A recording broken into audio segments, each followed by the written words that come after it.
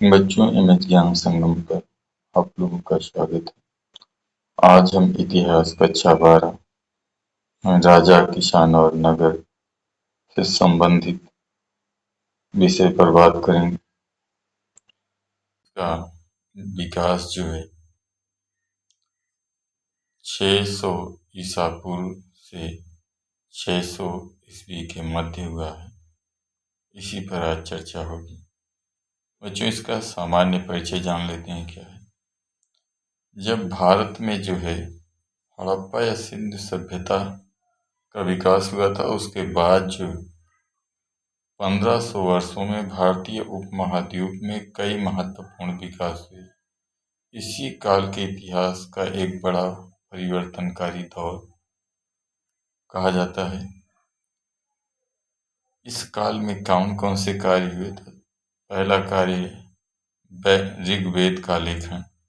इस समय सिंधु और उनकी सहायक नदियों के किनारे ऋग्वेद का संकलन किया गया और लेखन कार्य किया गया। दूसरा, उस समय कृषि बस्तियों का उदय हो रहा था, यानी कि किसान अपनी बस्तियां बसा रहे थे, जिनका जो है क्षेत्र उत्तर भारत, दक्षिण भारत का कर्नाटक क्षेत्र और जो है अन्य क्षेत्र जहाँ पर कृषि क्षेत्र बसाए जा रहे थे। और उसी काल में एक अगली घटना होती है, महाजनपदों की स्थापना। इस काल में उपमहाद्वीप के विशाल क्षेत्र में राज्य, साम्राज्यों और नगरों का विकास हुआ है। अब इन सब का साक्ष्य कहाँ से मिलता है, तो इन सब का साक्ष्य जो है इतिहास को जो है समझ के हिसाब से आपके अभिलेख, ग्रंथों, सिक्कों और चित्रों पर इनका गहन अध्ययन किया जाता है, जहाँ से इनके साक्ष्य प्राप्त होते हैं। अब अगला चीज है कि उनके जो ग्रंथ हैं या जो अभिलेख हैं, उनको किस तरीके से पढ़ा, किसने पढ़ा। इसमें सबसे पहले एक विद्वान आते हैं जिनका नाम जेम्स प्रिंसेप, और उनकी खोज। जेम्स प्रिंसेप जो है 1830 के दशक में रहे हैं। ये ईस्ट इंडिया कंपनी के अधिकारी जेम्स प्रिंसेस ने ब्राह्मी और खरोष्ट लिपियों का अर्थ निकाला। इन लिपियों के उपयोग करके आरंभिक अभिलेखों और सिक्कों पर किया गया, यानी कि अभिलेखों और सिक्कों पर क्या लिखा था, इन लिपियों के द्वारा क्या लिखा गया था, इसका अध्ययन किया इन्होंने। प्रियदर्शी का अर्थ, तो अधिकांश अभिलेखों में पर प्रियदर्शी यानी कि मनोहर मुखाकृति वाला राजा का नाम लिखा है। कुछ अभिलेखों में राजा का नाम अशोक भी मिला है। बौद्ध ग्रंथों के अनुसार अशोक सबसे प्रसिद्ध शासक में से एक था। इस खोज से भारतीय राजनीतिक इतिहास के अध्ययन में नई दिशा मिली और यूरोपीय व भारतीय विद्वानों ने वंशावलियों की रचना शुरू की। अर्थात इन अभिलेखों का जब अध्ययन किया तो उसके बाद भारत में एक नई परंपरा उपजी कि भारतीय विद्वान और यूरोपीय विद्वानों ने राजाओं की वंशावली तैयार करना आरंभ कर दिया। अब अगली चीज आती है प्रारंभिक राज्य। तो 6वीं शताब्दी ईसा पूर्व में प्रारंभिक भारतीय इतिहास में एक नया मोड़ आया, एक महत्वपूर्ण मोड़ आया कि इस समय 16 बड़े राज्यों का उदय हुआ, जिन्हें महाजनपद कहा जाता है।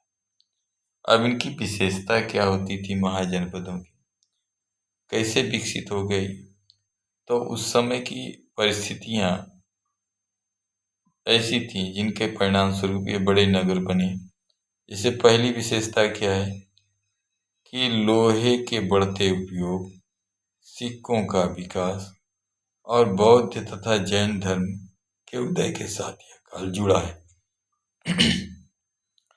मुख्य महाजनपद में बज्जी, कौशल, मगध, कुरु, पांचाल, गांधार और अवंती सबसे महत्वपूर्ण है।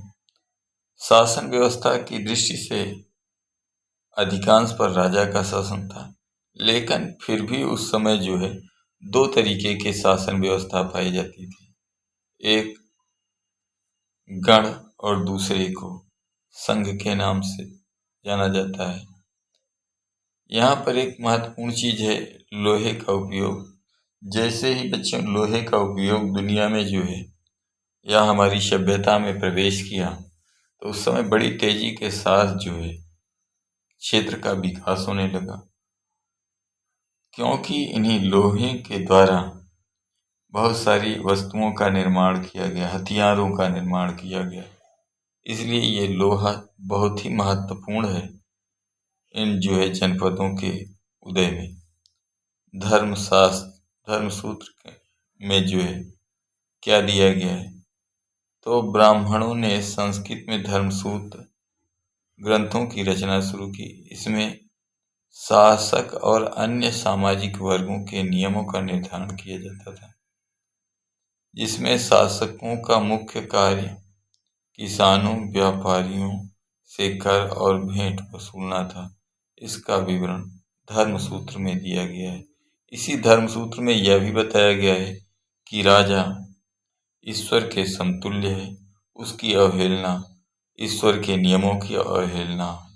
इसी आधार पर धर्मसूत्रों की रचना की गई थी। अब आगे आता है मगध का शक्तिशाली साम्राज्य बनने का कारण। तो बच्चों, मगध जो है आधुनिक समय के बिहार क्षेत्र में था। सबसे शक्तिशाली महाजनपद था। इसके कुछ कारण थे। सबसे पहले कृषि व्यवस्था, अर्थात बेहतर कृषि पैदावार। मगध की जो भूमि थी उपजाऊ थी, क्योंकि मगध दोआब क्षेत्र में है, जहाँ पर गंगा, कोसी जैसी नदियों और घाघरा जैसी नदियों का जो है क्षेत्र है। तो इन सब नदियों के कारण वहाँ पर जो है खादर मिट्टी का निक्षेप हुआ। निक्षेपण पर अत्यधिक अच्छी उपज होती थी। यह भी एक मगध के जो है विकास का एक कारण था। दूसरा, लोहे की खदानें। तो जैसे कि जो है आप लोग जानते हैं कि बिहार, झारखंड, छत्तीसगढ़ ऐसे क्षेत्र हैं, बंगाल वगैरह, जहाँ पर लोहा सबसे अधिक मात्रा में पाया जाता है, जिसके कारण उस क्षेत्र के निवासियों को मजबूत हथियार और कृषि के लिए उपकरण बनाना आसान हो गया। इसी कारण जो है उन लोगों ने अच्छे से अच्छे जो है मजबूत हथियार बनाए और कृषि के लिए उपकरण बनाए। अब अगली चीज आती है आपके जो है सेना में हाथी। तो मगध अर्थात जो है बंगाल, झारखंड, छत्तीसगढ़ ऐसा क्षेत्र था जहाँ पे जंगल बहुत अधिक मात्रा में पाए जाते, वहाँ हाथियाँ बहुत अधिक मात्रा में पाई जाती थी और उन्हीं हाथियों का उपयोग सेना में किया गया, जिससे वह राज्य बड़ी तेजी के साथ विकसित होता चला गया। अब अगली चीज आती सुरक्षित राजधानी। तो जैसे कि मगध की पहली राजधानी राजगिरी थी और राजगिरी पहाड़ियों से घिरी हुई थी। बाद में चौथी शताब्दी ईसा पूर्व में जो है इसे मगध से हटाकर पाटलिपुत्र स्थापित किया गया, जो कि जो है व्यापार और संचार के दृष्टिकोण से अनुकूल है। अब वहाँ उसे विकसित करने वाले, यानी कि मगध को विकसित करने वाले राजाओं में कौन कौन से थे, तो बिंबिसार, अजातशत्रु, महापद्मानंद जैसे योग्य राजाओं ने अपनी नीतियों से इस राज्य या जो है महाजनपद को शक्तिशाली बनाया था। अब मौर्य साम्राज्य का उदय। आरंभिक साम्राज्य मौर्य साम्राज्य। मगध के विकास के साथ ही भारत के सबसे विशाल साम्राज्य मौर्य साम्राज्य की स्थापना हुई। जानते हैं मगध का जो नंद वंश का अंतिम शासक था घनानंद, उसकी हत्या करके या उसे पराजित करके मौर्य साम्राज्य यानी चंद्रगुप्त मौर्य ने साम्राज्य की स्थापना की। यानी कि मौर्य साम्राज्य का संस्थापक चंद्रगुप्त मौर्य 321 ईसा पूर्व में उत्तर पश्चिम अफगान और बलूचिस्तान तक साम्राज्य फैलाया। अब आता अशोक का योगदान। तो चंद्रगुप्त मौर्य का पौत्र अशोक अर्थात बिंदुसार का पुत्र अशोक बहुत शक्तिशाली शासक था। इसने कलिंग उड़ीसा पर जो है आक्रमण किया और विजय प्राप्त किया और अपने साम्राज्य को बड़ा उत्कर्ष पर लाकर छोड़ा। इसका विवरण कहाँ मिलता है? तो मौर्य साम्राज्य का विवरण मेघस्थनीज की पुस्तक इंडिका में और चाणक्य की पुस्तक अर्थशास्त्र में, इसके साथ साथ जैन और बौद्ध धर्म के जो भी ग्रंथ थे उनमें और अशोक के अभिलेख में पूरे मौर्य साम्राज्य की जो भी जानकारी है हमें प्राप्त होती है।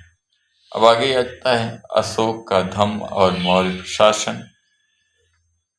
तो अशोक पहला ऐसा शासक है, अशोक पहले शासक थे जिन्होंने अपने संदेश पत्थरों पर खुदवाए।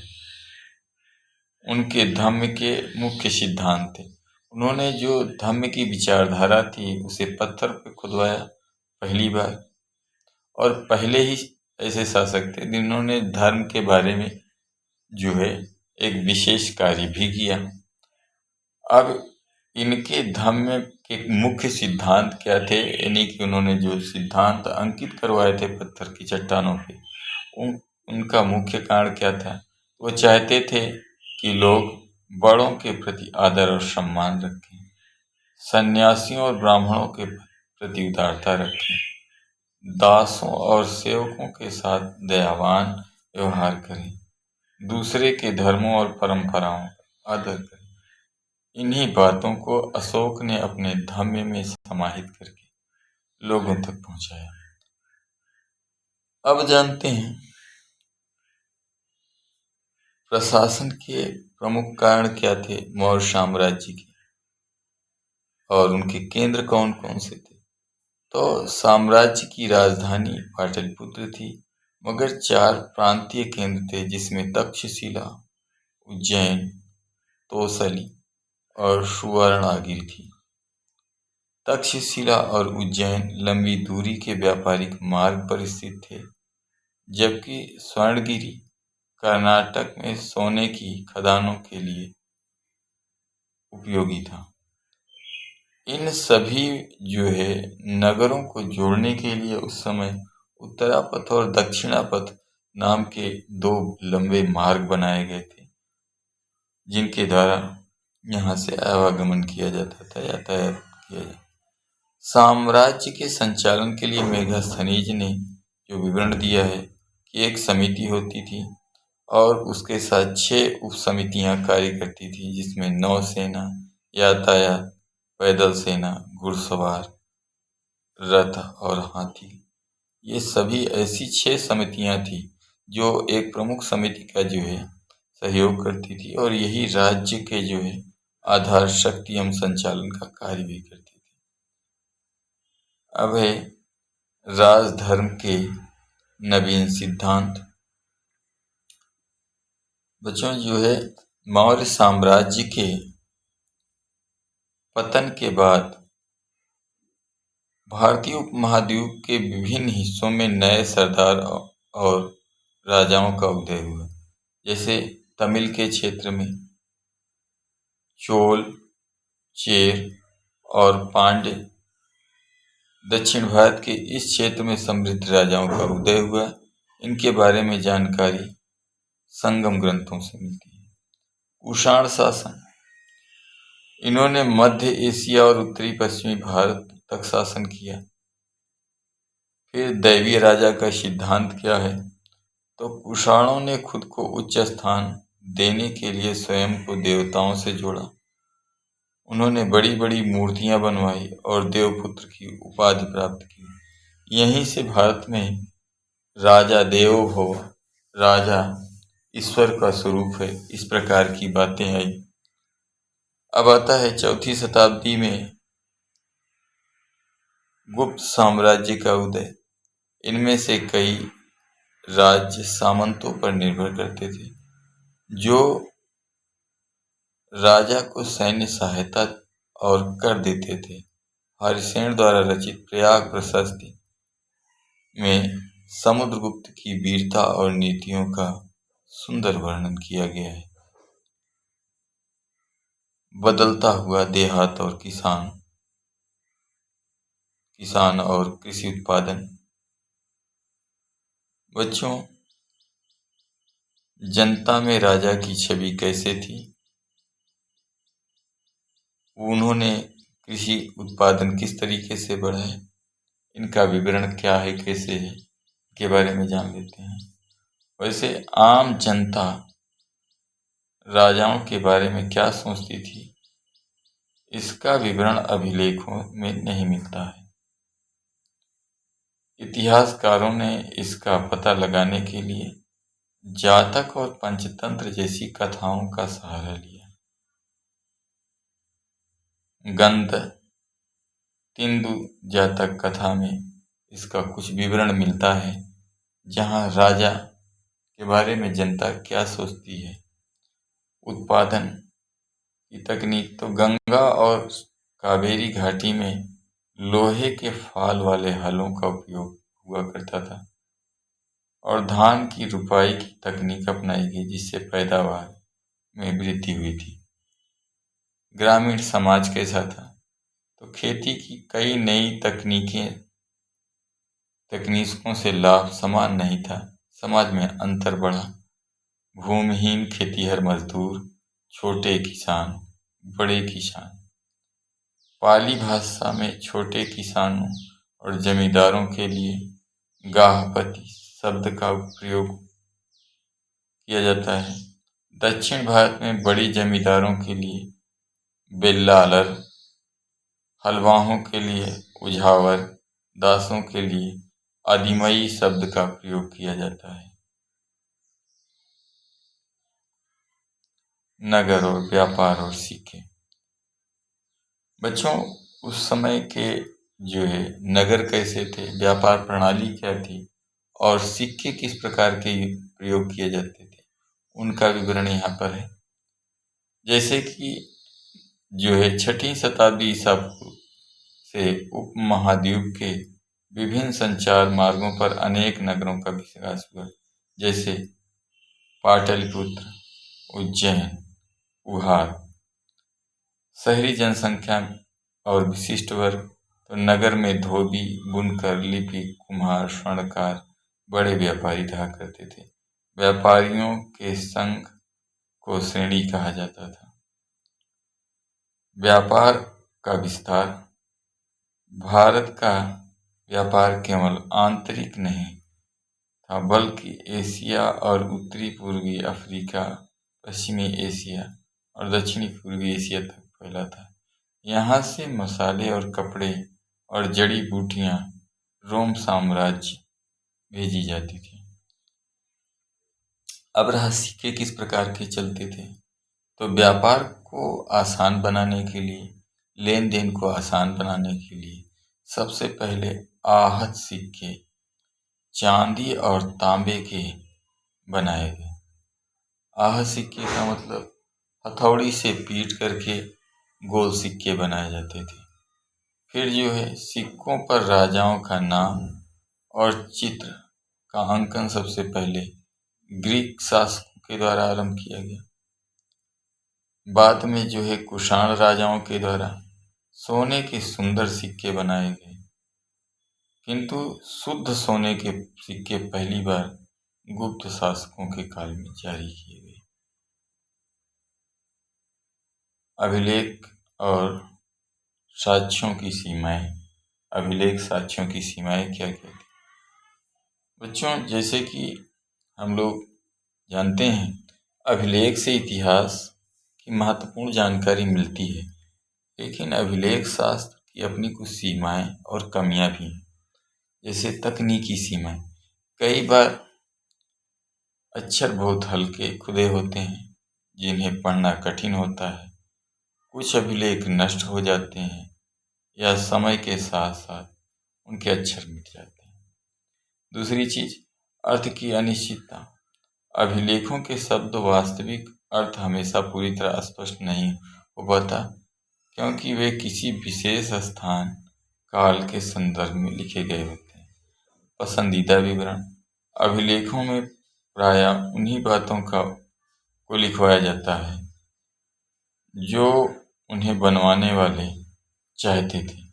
इसमें जनता का सुख दुख, रोजमर्रा के जीवन और खेतीबाड़ी का उल्लेख नहीं मिलता है।